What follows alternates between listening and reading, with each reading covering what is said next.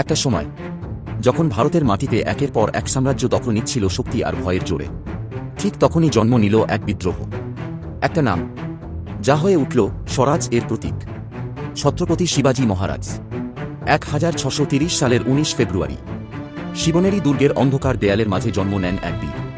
তার পিতা শাহজি ভোঁসলে একজন দক্ষ যোদ্ধা ও মারাঠা সেনাপতি ছিলেন, যিনি বিজাপুর সুলতানাতের অধীনে কাজ করতেন।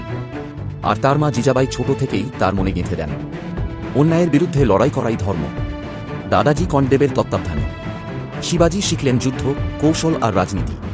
তিনি শুধু সৈনিক ছিলেন না, ছিলেন এক নতুন চিন্তার সূচনা। গরিলা যুদ্ধ, অন্ধকার থেকে আঘাত আর বজ্রগতিতে অদৃশ্য হয়ে যাওয়া।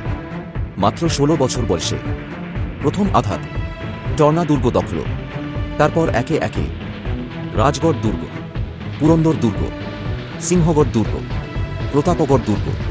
প্রতিটি দুর্গ শুধু জয় নয়, ছিল স্বরাজের পথে এক একটা বিপ্লব। প্রতাপগড়ের জঙ্গলে আফজল খান ভেবেছিল শিবাজী দুর্বল, কিন্তু ইতিহাস দেখল এক বুদ্ধির লড়াই এক মুহূর্তে পাল্টে গেল খেলার ফল। আফজল খান পরাজিত হল। শিবাজীর শক্তি ছিল হঠাৎ আক্রমণ, দ্রুত গতি, পাহাড়ি দুর্গের নিখুঁত ব্যবহার। ছোট সেনা কিন্তু অপ্রতিরোধ। 1674 সালে রায়গড় দুর্গে তার রাজ্যাভিষেক হয়। তিনি হন ছত্রপতি, অর্থাৎ যিনি তার প্রজাদের মাথার উপর ছায়া হয়ে রক্ষা করেন।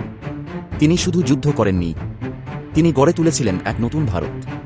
স্বরাজের ধারণা, ন্যায়ভিত্তিক শাসন, কৃষক ও নারীর সুরক্ষা, শক্তিশালী নৌবাহিনী।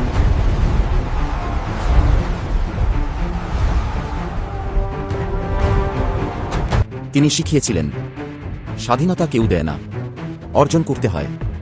1680 সালের 3 এপ্রিল রায়গড় দুর্গে থেমে যায় এক মহান জীবনের পথ চলা।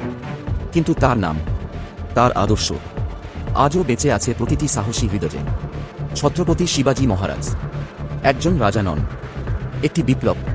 যদি ভিডিওটি ভালো লাগে লাইক করুন, শেয়ার করুন, আর এমন আরও ইতিহাসের গল্প জানতে সাবস্ক্রাইব করতে ভুলবেন না।